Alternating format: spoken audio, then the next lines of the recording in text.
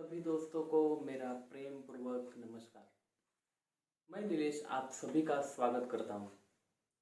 दोस्तों, आज की कहानी बहुत ही अद्भुत है। इसे आखिर तक सुनिए, ये आपको ज़रूर पसंद आएगी। तो चलिए सुनते हैं आज की कहानी। दोस्तों, एक गांव था जहाँ एक फकीर रहता था।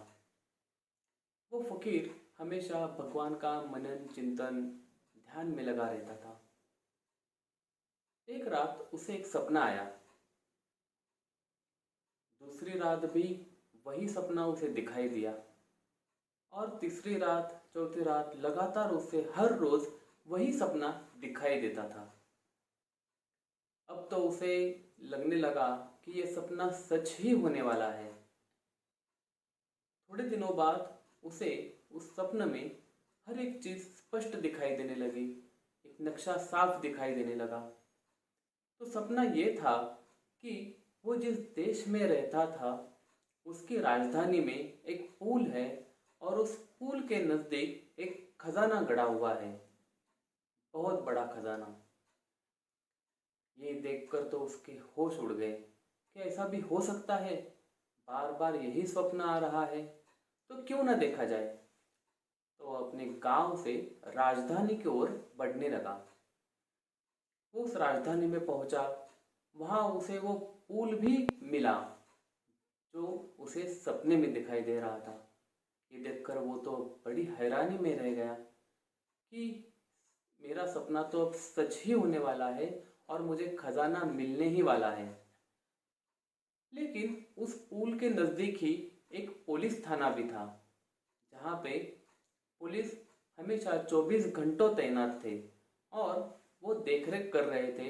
पुल पे आने जाने वाले लोगों को देख रहे थे। तो ये सोचकर वो फकीर विचार करने लगा कि मैं अब खजाना कैसे ढूंढूं, कैसे खजाना खोदूं। वो एक दिन वहीं रुका, इधर उधर टहला कि कोई मौका मिल जाए और मैं खजाना ढूंढ लूं। लेकिन एक शिफ्ट की पुलिस जाती तो दूसरे पुलिस तैनात होते और उसे मौका ही नहीं मिल रहा था कि वो खजाना ढूंढे। दूसरा दिन गया, तीसरा दिन भी गया। अब तो वो पुल पर ऐसे ही टहल रहा था, इधर से उधर।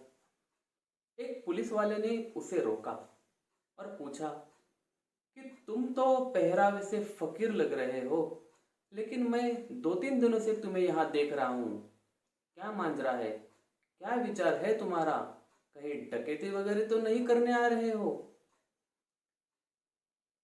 फकीर ये सब सुनकर हैरान हो गया और उसने कहा, भाई मेरे, मैं तो यहाँ एक चीज की खोज में आया था। अब तुमने मुझे पूछ ही लिया है तो मैं बता दूं, शायद इससे तुम्हारा भला हो जाए। पुलिस बोला, क्यों, क्या बात है? उस फकीर ने कहा कि मैं यहाँ एक खजीने खजीने की तलाश में आया हूँ। मैं यहाँ एक खजीना ढूंढने आया हूँ। पुलिस बोला, यहाँ कहाँ खजीना है? यहाँ कहाँ खजाना है? तो फकीर ने कहा कि मैं बड़ी दूर से गांव से आया हूँ और मुझे बार बार यही एक सपना आया कि इस राजधानी में इस पुल के नज़दीक यहाँ इस जगह पर खजाना है। ये बात सुनकर पुलिस तो बड़े जोर जोर से हंसा, ठहाके लगा लगा के हंसा और उसने कहा, भाई मेरे, तुम इस किस दुविधा में पड़ गए? ये सपने सपने सपने ही होते हैं, ये कभी सच नहीं होते।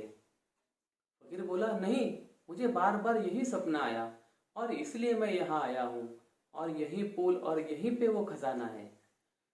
तो पुलिस ने कहा, भाई मुझे भी कई दिनों से एक ही सपना आ रहा है, बार बार वही सपना आ रहा है। फकीर ने पूछा, तुम्हें क्या सपना आ रहा है? तो उस पुलिस वाले ने कहा कि ये गांव है और वहां पे एक फकीर है और उस फकीर के घर में एक खजाना है। फकीर ने पूछा, कौन सा गांव? उस पुलिस वाले ने गांव का नाम बता दिया।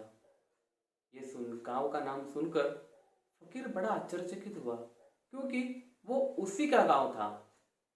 अब फकीर को और उत्सुकता हुई। उसने पूछा कि उस फकीर का नाम क्या है, क्या तुम्हें याद है? पुलिस वाला बोला, हाँ हाँ, मुझे ठीक तरह से याद है। और पुलिस वाले ने फकीर का नाम भी बता दिया। ये सुनकर तो फकीर बहुत आश्चर्यचकित हुआ, बहुत अचंभित हुआ, क्योंकि वो नाम उस फकीर का ही था। अब तो फकीर अपने गांव की ओर दौड़ चला। वो जल्द ही अपने गांव गया, अपने घर गया, और वहाँ जहाँ वो भगवान का नाम लेने बैठता था, भगवान की पूजा करता था, माला जपता था, वहाँ पे उसने खोजना शुरू किया। और आश्चर्य की बात यह है कि उसे खजाना मिल गया। दोस्तों, ये कहानी सच है या झूठ मालूम नहीं, लेकिन हमारे असली जीवन में भी ऐसा ही होता है। कभी आपने सोचा है कि आप चाहते हो कि मैं परमात्मा को पा लूं, परमात्मा के दर्शन कर लूं, उस परम आनंद को प्राप्त करूं, और उसे खोजने आप बाहर निकलते हैं। आपको कोई कहता है ये आपको यहाँ मिलेगा, कोई कहता है ये आपको इस ठिकाने मिलेगा, इस तीर्थ यात्रा में मिलेगा। लेकिन सच तो यह बात है कि वो परमेश्वर, वो परमात्मा आपके ही भीतर छुपा है। आप जहाँ है वही वो है। उसे ढूंढने के लिए कहीं और जाने की ज़रूरत नहीं होती।